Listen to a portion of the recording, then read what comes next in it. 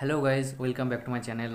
তো আশা করছি সকলেই অনেক ভালো আছো। তো আমি প্রথমে ভেবেছিলাম যে হয়তো ভিডিওই হয়তো আর কোনোদিন বানাবো না, কারণ পরপর এই ম্যারিট লিস্ট থেকে বাদ যাওয়ার পর না একটা মন মানসিকতা একটা ভেঙে গিয়েছিল, ঠিক আছে। তো সকলেই তো জানো যে আমার ডাব্লিউপি 2020টাই ম্যারিট লিস্ট আউট হয়েছিলাম কলকাতা পুলিশের কেপি মেন্সের থেকে আর কি। ওখান থেকেও বাদ হয়ে গেছিলাম, ঠিক আছে। তো এসএসসি জিডি 2021 সালের পরীক্ষায় পাশ করেছিলাম, কিন্তু যাইনি রান করতে। 2022 সালেও রান করতে যাইনি। তো তখন একটা ধারণা ছিল যে চাকরি করলে তো পুলিশের চাকরি করব, মানে পশ্চিমবঙ্গে থেকেই চাকরিটা করব, ঠিক আছে। তো সেই ধারণাটা যদি যাদের থেকে থাকে যে আমি পুলিশের চাকরি ছাড়া কিছু করব না, সেটা সম্পূর্ণ ভুল ধারণা হয়তো আমার কাছে এখন। কারণ আমিও এক টাইমে ভেবেছিলাম যে পুলিশের চাকরি বাকরি করব, হয়তো জিডি লাইনে যাবোই না, কিন্তু এখন বাধ্য হয়ে আমাকে সেই জিডি লাইনে যেতে হচ্ছে। তার কারণ একটাই, যে তোমরা সকলেই জানো যে রাজ্যের যা অবস্থা। এই তো কিছুদিন আগে পিএসসির পরীক্ষাগুলো হয়ে গেল, ওই তো প্রশ্নপত্র আবার লিক হলো, ঠিক আছে। তো রাজ্যের কোনো ভরসা নেই। এই জন্য আমার মনে হয় যে সেন্ট্রালে যেসব জবগুলো আছে সেগুলোর জন্য ট্রাই করাই ভালো। তো আমি যদি জানতাম যে এরকম অবস্থা হতে পারে, তো হয়তো 2021-22-এর জিডিগুলোতে হয়তো ট্রাই করতে পারতাম। এইবার যখন ট্রাই করলাম তখন হয়তো আমি সেই ফাইনাল আর কি রিমেডিকেল পর্যন্ত পাশ করে চলে এসেছি, ঠিক আছে। তো সেটাই আমি একটা জার্নি শেয়ার করতে চাই, যে অনেকেই হয়তো জানতে চায় যে দাদা এত কাজবাজ করে কীভাবে তুমি রান করো, কীভাবে তুমি পড়াশোনা করো, ঠিক আছে। তো আমি সেটাই, সেই গল্পগুলোই আজকে আমার জীবনের সেই ইন্টারেস্টিং জিনিসগুলো তোমাদের সামনে তুলে ধরতে চাই, ঠিক আছে। তো অনেক দিন হয়তো আমার এই ফেসটা হয়তো অনেকে দেখেনি, হয়তো ভুলেও গিয়েছে, আবার হয়তো অনেক ভাই বন্ধু অনেকেই আছে যারা আমাকে মনে রেখেছে। তো তাদেরকে সবাইকে অনেক অনেক থ্যাংক ইউ, যে আমাকে হয়তো এখনও মেসেজ করে ইউটিউবে যে দাদা ভিডিও দিচ্ছ না কেন। তো তাদেরকে বলে রাখি যে এখন থেকে কন্টিনিউয়াসলি আর কি ভিডিও আসতেই থাকবে, ঠিক আছে। তো জানো যে আমি কী রকম কাজ করতাম, ঠিক আছে। খুবই হয়তো যেসব কাজগুলো করতাম, সেগুলো হয়তো খুব সংসারের চাপে পড়েই হয়তো করতে হতো আমাকে। 3টে বছর ধরে আমি এই কাজগুলো করছি। তার সাথে হয়তো পড়াশোনাটাও কমপ্লিট করেছি, চাকরি পরীক্ষাগুলোও দিতাম, এবং রাত্রেবেলা আর কি কাজ, বিকালবেলা কাজ করে এসে সন্ধ্যেবেলার দিকে দৌড়াতেও যেতাম। সেটা হয়তো অনেকে জানে, বা আমার আশেপাশে যারা থেকেছে তারা জানে সেটা, ঠিক আছে। তো একটা কথা বলতে চাই যে জীবনে কখনো মানে সুখ আসবে, দুঃখ আসবে, সেই দুঃখগুলোকে না নিজের মতন করে মানে তৈরি করে নিতে হবে, যে হ্যাঁ আমার দুঃখ এসেছে, আমি আবার ঠিক সুখের জায়গাটাকে খুঁজে নেব, যেটা হয়তো আমি হয়তো আস্তে আস্তে পারছি, ঠিক আছে। তো অনেক বকে ফেললাম, তো কিছু মনে করো না। আজকে আমি শেয়ার করতে চাই মেনলি এসএসসি জিডি 2024-23 যে রিক্রুটমেন্টটা, আমি কিভাবে পরীক্ষা দিয়ে রান পরীক্ষা দিলাম, রান পাস করলাম, তারপর মেডিকেল পাস করলাম, ডকুমেন্ট ভেরিফিকেশান পাস করলাম, সব কিছু আজকে আমি তোমাদের ডিটেলসে বলতে চাই, ঠিক আছে। তো প্রথমে শুরু করি।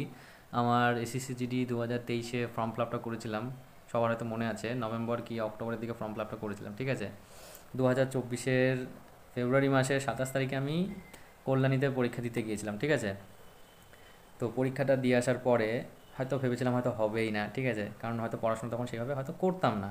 তো আমি একটা হিসাব করে রেখেছিলাম যে আশেপাশে হয়তো 110 কি 115 এরকম একটা নাম্বার আসবে। তো ফিজিক্যালের জন্য তখনও প্রস্তুতি নিতাম না, ঠিক আছে। তখনও পুলিশের প্রস্তুতি নিতাম, ফিজিক্যালের জন্য অতটা নিতাম না, যে ঠিক আছে রেজাল্ট যখন দেবে তারপরে মানে দৌড় শুরু করব। তো ফিজিক্যালের জন্য ওয়েট করতে করতে করতে করতে, অনেকেই জানো যে জুলাই আগস্টে জুলাই মাসে হয়তো একটা ফিজিক্যাল হবে, এরকম একটা ডেট ভাইরাল হয়েছিল, কিন্তু সেটা হয়নি। সেটা হতে হতে রেজাল্ট দিল সেপ্টেম্বর মাসে। সেপ্টেম্বর মাসে পিডিএফে আমার নামটা দেখার পর মনে হলো যে না, এবার একটু ভালোভাবে ট্রাই করি না জিডিটা, যদি আমার কপালটা যদি ভালো থাকে তাহলে হয়তো হয়েও যেতে পারে। তো সেই হিসাবে জিডিটা চেষ্টা করলাম। করার পর আমার অ্যাডমিট কার্ড আসলো, অ্যাডমিট কার্ড আসার পর আমি দেখলাম আমার অক্টোবর মাসের 8 তারিখ, মানে পুজোর চতুর্থীর দিন, চতুর্থীর দিন আই থিঙ্ক, হ্যাঁ চতুর্থীর দিন হয়তো আমার দুর্গা পুজো চতুর্থীর দিন আমার মাঠটা পড়েছে কল্যাণীতে। কল্যাণী 112 ব্যাটালিয়নে আমার মানে মাঠ পড়েছে, এবং আমি সেইভাবে তৈরি হতে থাকি। তো সেপ্টেম্বর মাসের রেজাল্টটা দেখার পর আমার হাতে হয়তো গুনে গেতে হয়তো হয়তো 10-15 দিন, 15-20 দিন হয়তো টাইম ছিল আমার হাতে। তো সেই 20 দিন মতন টাইম নিয়ে আমি সে জোর কদমে প্রস্তুতি শুরু করি। তার মধ্যে কিন্তু কাজও করতাম, কাজ করতাম, কারণ জানো তো আমাদের সংসারের অবস্থাটা কী অবস্থা, বাবা না থাকলে যা হয়। তো সারাদিন কাজকর্ম করতাম, করে বিকালবেলায় 6টার পরে, তখন গরমকাল ছিল, 6টার পরে সন্ধ্যাবেলায় মাঠে যেতাম। যাওয়ার পরে 5 কিলোমিটার, আমি শুধু 5 কিলোমিটারই দৌড়াতাম। টাইম মেনটেন করেই দৌড়াতাম, যে আমাকে 24 মিনিটে 5 কিলোমিটার কমপ্লিট করতে হবে।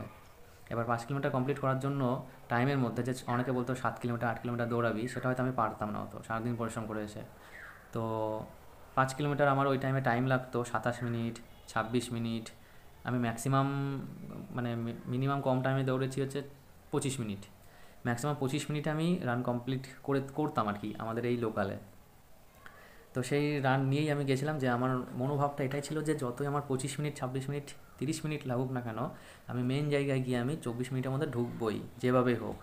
তাতে আবার আমার ফ্যামিলির অনেকেই আছে যারা আমাকে ব্যাক সাপোর্ট করেছিল যে না, বিপ্লব পাস করতে হবে। আমার মা খুবই সাপোর্ট করেছিল আমাকে, ঠিক আছে। আর আমার যে প্রিয় মানুষ, সেও প্রচুর সাপোর্ট করেছিল যে পেতেই হবে জিনিসটা, ঠিক আছে। তো মানে আমার দুই মাই আর কি অনেক সাপোর্ট করেছিল, মানে আমার শাশুড়ি মা, আমার মা, আমার বউ, এই তিনজন আমাকে ভীষণ সাপোর্ট করেছিল। তো তাদের মুখের দিকে তাকিয়ে হয়তো আমি আরও বেশি এনার্জেটিক হয়েছিলাম যে আমাকে যেভাবেই হোক আমাকে এটা প্রাণ পাস করতেই হবে। তো পরীক্ষাটা দিয়ে আসার পর প্রথম আমার 8ই অক্টোবর মাঠ ছিল। তো কল্যাণীতে গিয়ে আমি ভালোই ভালোই মাঠটা পাস করে আসলাম। এবং তোমরা হয়তো শুনতে হয়তো অবিশ্বাস্য লাগবে, আমি সেদিনকে মাঠটা 23 মিনিট 10 সেকেন্ডের মধ্যে আমি মাঠটা কমপ্লিট করেছিলাম, ঠিক আছে। টোটাল আমাদের ট্র্যাক ছিল 2.5 কিলোমিটার যেতে হবে টোকন নিয়ে, আবার 2.5 কিলোমিটার ব্যাক করতে হবে। তো খুবই হয়তো লাস্টে 4 কিলোমিটার দৌড়ানোর পর খুবই কষ্ট হচ্ছিল ওই 1 কিলোমিটারটা, যে হয়তো আমি আর পারবো না, কিন্তু সেই মানুষগুলোর কথা খুবই মনে পড়ছিল। এবং সবচেয়ে বড় কথা হচ্ছে, তুমি যে বেকার রয়েছো, বেকারত্ব, যদি তুমি দৌড়টা পাস করতে পারো তবে তুমি এক আলাদা নতুন একটা জগৎ ফিরে পাবে। মানে পুলিশ ডকুমেন্ট ভেরিফিকেশান, মেডিকেল করার সুযোগ পাবে। আর যদি তুমি এখান থেকে রান পাস না করো, তাহলে তুমি আবার পিছনে ফিরে যাবে, আবার ফর্ম ফিল আপ করবে, পরীক্ষা দেবে, আবার রান করবে, এই হচ্ছে চলতে থাকবে, ঠিক আছে। তো সেই কথাটা ভেবেই আরেকটু এফোর্ট দিয়ে রানটা পাস করলাম, 23 মিনিট 10 সেকেন্ডের মধ্যে পাস করলাম। পাস করার পরে এক আলাদাই অনুভব হচ্ছিল মনের মধ্যে, যে আমি ভাবিনি কোনো দিন যে 5 কিলোমিটার 23 মিনিটের মধ্যে কমপ্লিট করব। কারণ আমার বাড়িতেই লাগতো 25 মিনিট, 26 মিনিট, 27 মিনিট এমন লাগতো, ঠিক আছে। তো সেই জন্য বলে যে সবসময় মানে একটা মনের জোরও একটা রাখার দরকার, যে মনের জোরেই সব কিছু হয়, কথাই বলে না, মনের জোরেই সব কিছু হয়। সেই জিনিসটা তোমরা সবসময় মাথায় রেখে চলবে, তাহলে দেখবে সব কিছু ভালো হবে আশা করছি। তো রান পাস করলাম। পরের দিন 9 তারিখ ছিল, 9 তারিখে আমাদের ডকুমেন্ট ভেরিফিকেশন হয়েছিল, ঠিক আছে। তো ডকুমেন্ট ভেরিফিকেশানে কখনো আটকায়নি। তো আমরা রানে মানে 8 তারিখে পাস করেছিলাম টোটাল। ওই দিনকে 140 জনকে ডেকেছিল, 140 জনের মধ্যে 108 জন প্রেজেন্ট ছিল, ঠিক আছে। 108 জনের রান হয়েছিল, সেখান থেকে আমরা টোটাল 70 জন পাস করেছিলাম, ঠিক আছে। 70 জন পাসের মধ্যে ডকুমেন্ট ভেরিফিকেশান করলাম 70 জন। এবার 70 জনের এবার পরের দিন ল্যাব টেস্ট হলো, অর্থাৎ 10ই অক্টোবর, সেদিনকে হয়তো সপ্তমী চলছে, ঠিক আছে। সপ্তমীর দিন আমাদের ল্যাব টেস্ট হয়েছিল, দমদমে নিয়ে গিয়েছিল বিএসএফ স্যাররা, আমাদের দমদমে নিয়ে গেছিলো। সারাদিন ওখানে ল্যাব টেস্ট হলো, আমাদের বুকের x-ray, urine test, blood test, এই 3টে টেস্ট হলো। হওয়ার পরে খুবই একটা ভয় ভয় ছিলাম, যদি এক্সরেতে যদি কোনো সমস্যা হয়, যদি রিমেডিকেল খাই, এমনটা ভয় ভয় লাগছিল। পুজো বলে তখন কিচ্ছু ছিল না, কারণ পুজো তখন যে হচ্ছে, মনের মধ্যে কোনো আনন্দ নেই, কোনো সুখ নেই, কিচ্ছু নেই।